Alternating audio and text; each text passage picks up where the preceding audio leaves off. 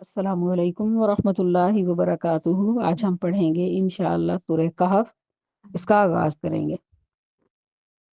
मैं औज़ु पनाह में आती हूँ बिल्लाहि साथ अल्लाह के मिनश शैतानिर शैतान मरदूद से शुरू करते हैं। बिस्मी साथ नाम अल्लाह ही अल्लाह के। अल्लाह कौन है? अर्रहमान बड़ा ही मेहरबान, अर्रहीम नहायत रहम करने वाला।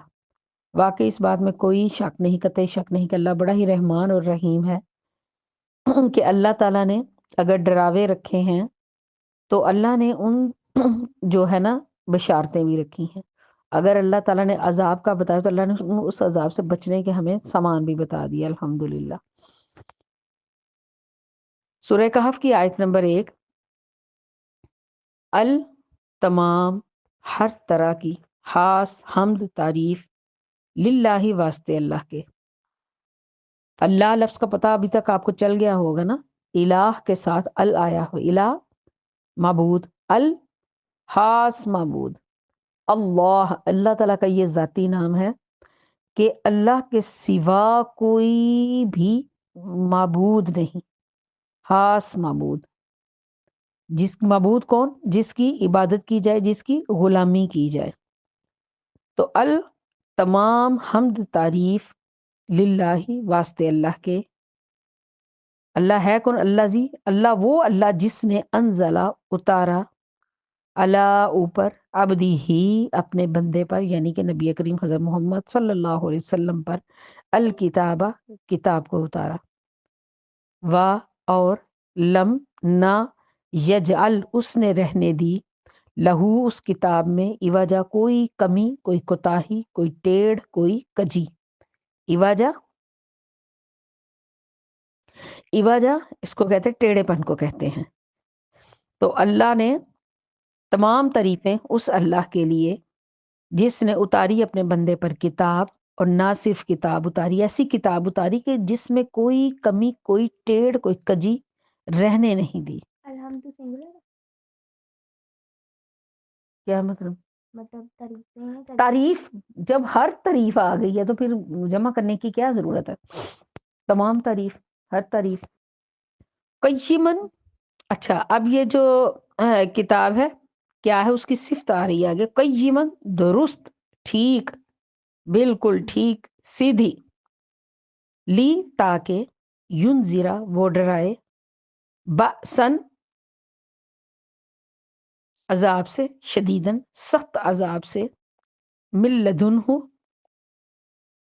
जो उसकी तरफ से आने वाला है, मिल्लदुनहु उसकी तरफ से आने वाले अजाब से डराए। वो किताब क्या है? ठीक है, दुरुस्त है, बिल्कुल सीधी है, वाजे है, दो टोक है, ली ताके युनजिरा वो डराए, बस शदीदन सख्त अजाब से, मिल्लदुनहु जो अल्लाह की तरफ से आएगा या अल्लाह के ही अजाब से। व युबश्शिरा सिर्फ अजाब से नहीं डराए बल्कि वा और युबश्शिरा वो बशारत भी दे, अलमुमिनीना खुशबरी भी दे, अलमुमिनीना मानने वालों को। ईमान का भी तर्जुमा आप ना मानने वाला किया किया करें। इसके दो मफहूम बनते हैं। एक जो अमन में आने वाला, तो ज़ाहिर है जो मान गया वो अमन में आ जाएगा अल्लाह की तरफ से। और जो है ना मानने वाला, कि ईमान वाला वही है जो मानने वाला है। अहले ईमान वो हैं जो मानते हैं, जो अल्लाह की ही मानते हैं। जब मानेंगे तो अमन में आ जाएंगे।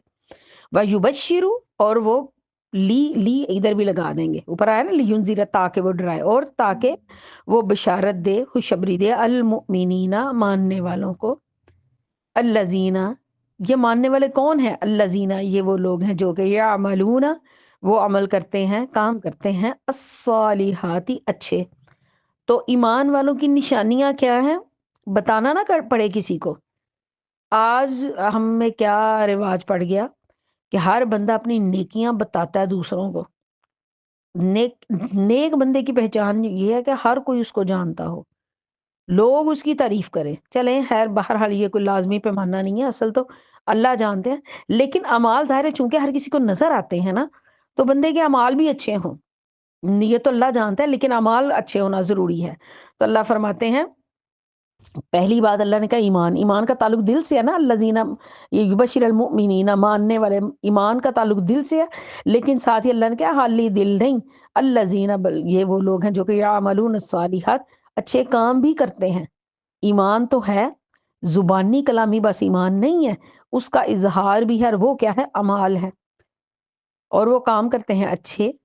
تو اللہ فرماتے ہیں ان کو خوشبری دے انا کے بے شک لہم ان کے لیے اجرن اجر ہے، حسنن بہت اچھا۔ تو اللہ نے یہ کتاب اتاری درست سیدھی دو ٹوک، تاکہ وہ اللہ کے عذاب سے لوگوں کو ڈرائے، اور اللہ پر جو ایمان لانے والے ہیں اور نیک اعمال بھی کرتے ہیں ان کو یہ خوشبری دے دے کہ ان کے لیے اجر حسنہ ہے، اچھا بہتری اجر ہے۔ اللہم اجعلنا منہم، اللہ ہمیں ان لوگوں میں شامل فرمائے۔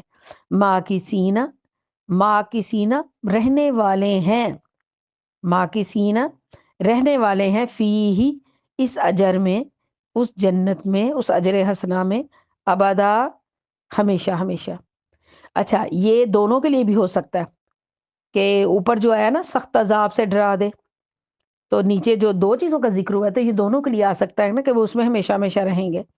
وَيُنذِرَ الَّذِينَ، اور تاکہ یہ اس لیے اس نے یہ کتاب اتاری تاکہ وہ ڈرائے الذین ان لوگوں کو، قالو جنہوں نے یہ کہا، اتخذ اللہ ولدا کہ اللہ صاحب اولاد ہے، اللہ نے کوئی بیٹا بنایا ہے، اللہ نے کوئی اولاد بنائی ہے، اور تاکہ یہ قرآن ڈرائے ان لوگوں کو جنہوں نے، اچھا اس سے نبی کریم صلی اللہ علیہ وآلہ وسلم سے پہلے جو سیکنڈ لاسٹ نبی تھے وہ حضرت عیسیٰ علیہ السلام تھے، تو ان کے فالوورز نے توحید کو چھوڑ کر یہی کہہ دیا، کہنا شروع کر دیا نا کہ عیسیٰ علیہ السلام اللہ کے بیٹے ہیں۔ تو اللہ تعالیٰ فرماتے ہیں اور اس نے یہ کتاب اس لیے اتاری تاکہ یہ ڈرائے ان لوگوں کو جنہوں نے یہ کہا کہ اللہ نے بیٹا بنایا، اللہ نے اولاد بنائی ہے، یا اللہ صاحب اولاد ہے۔ ماں، اللہ فرماتے ہیں ماں نہیں ہے لہم ان کے پاس بھی اس کا بات کا، من علم کوئی علم، ولا اور نہ ہی لآبائہم ان کے باپ داداؤں کے پاس بھی نہ تھا، یعنی کہ یہ ایک بے اصل بے بنیاد چیز پر جو ہے نا اپنا جو ہے نا یہ گمان کی عمارت تعمیر کیے ہوئے ہیں۔ ماں نہیں ہے لہم ان کے لیے بھی اس بات کا، من علم کوئی بھی علم، ولا لآبائہم نہ صرف ان کے پاس بلکہ ان کے باپ دادا کے پاس بھی کوئی علم نہ تھا، بس ایسے ہی شیطان کے بہکاوے میں آ کے ایک باطل چیز پہ جو ہے ایمان لے آئے۔ کابورت بہت ہی بڑی بات ہے، بہت بڑی بات ہے، کلمتن بہت کابورت بہت ہی بڑی ہے، کلمتن بات، تخرج جو کہ نکلتی ہے، من افواہہم ان کے منہوں سے۔ یہ جو کہتے ہیں نا کہ اللہ صاحب اولاد ہے، ان کو پتہ ہی نہیں کہ یہ کس قدر بھاری اور بڑی بات ہے، کس قدر بڑا گناہ ہے، کس قدر بڑی بات ہے یہ جو ان کے منہوں سے نکلتی ہے۔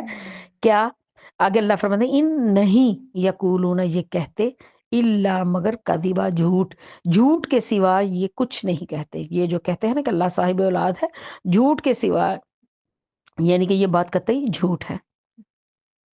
فلعلک، تو اب دیکھیں جیسے جیسے بندے کو حق کی پہچان ہوتی جاتی ہے نا، تو ویسے ہی جو ہے نا بندہ اس حق کے انکار سے ڈرتا بھی ہے، اور بندے کا بس نہیں چلتا۔ آپ نے کبھی سوچا ہوگا کہ جب جب ہم قرآن پڑھتے ہیں ہمارا بس نہیں چلتا کہ ہمارے گھر والے بھی پڑھنے لگ جائیں، ہمارے بچے پڑھنے لگ جائیں، ہمارا حامد پڑھنے لگ جائے، اس کو سمجھ آنی شروع ہو جائے، یہ بھی اس راستے پہ آ جائے۔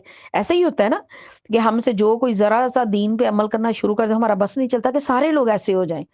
تو سوچیں ہمارے نبی کریم حضرت محمد صلی اللہ علیہ وآلہ وسلم، آپ سے زیادہ امت کا درد رکھنے والا کوئی نہ تھا، تو آپ تو اللہ سے مل کے آئے، اللہ سے ملاقات کر کے آئے، جنت جہنم کو دیکھ کے آئے، حالانکہ آپ بن دیکھے بھی ہر چیز پر ایمان لائے ہوئے تھے، لیکن اللہ نے آپ کو پھر بھی خاص فضیلت بخشی کہ آپ جنت کو دیکھ کے آئے، جہنم کو دیکھ کے آئے، اللہ سے مل کے آئے، فرشتوں سے ملاقات کی، زمین و آسمان، یعنی کہ کون سی چیز تھی جس کا آپ کو پتہ نہیں چلا۔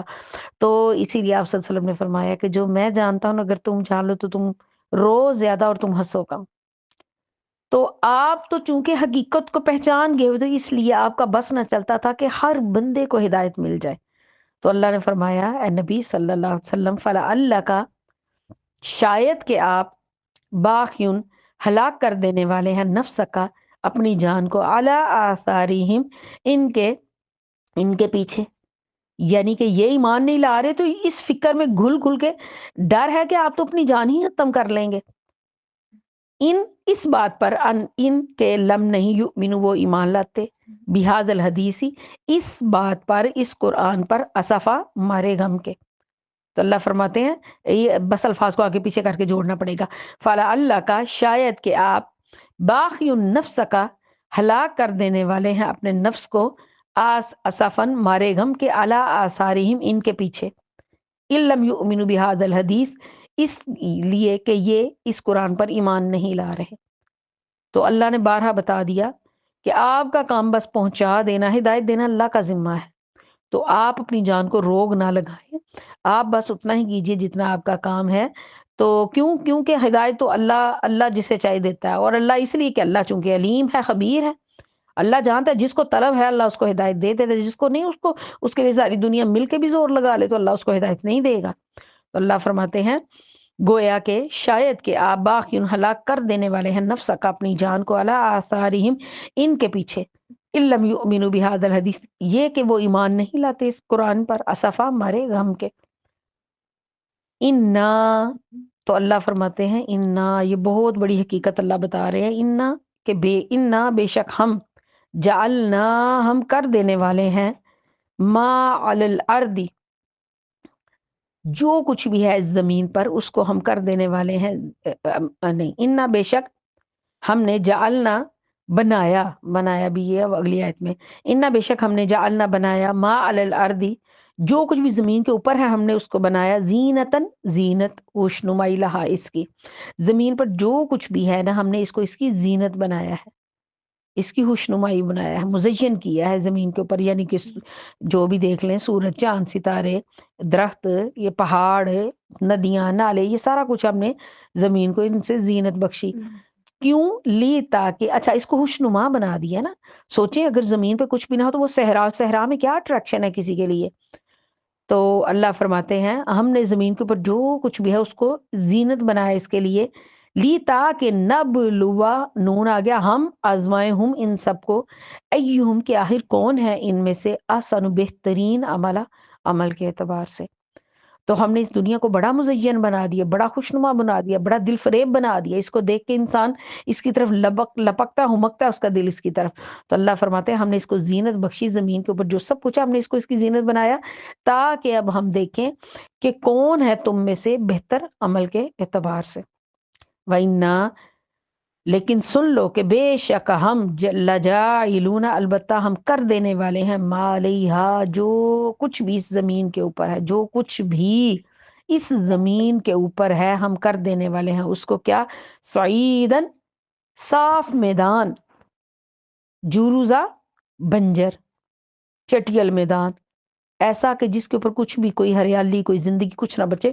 تو سن لو اس زمین کے اوپر جو کچھ بھی ہے ہم اس کو مٹا کے ہر چیز کو ہم صاف میدان کر دینے والے ہیں یعنی کہ ہر چیز اوپر جو ہے اس کی وہ فنا ہو جائے گی ہر چیز کو ہم مٹا دیں گے. سن لو دل تو بڑا لپکتا ہے اس کی تو اللہ فرماتا ہے لیکن اس کا انجام بھی سن لو کہ ہم اس کے اوپر جو کچھ بھی ہم اس کو مٹا دینے والے ہیں اور زمین کو ہم صاف چٹیل میدان کر دینے والے ہیں. کیا آیت نمبر کتنی آ گئی 9.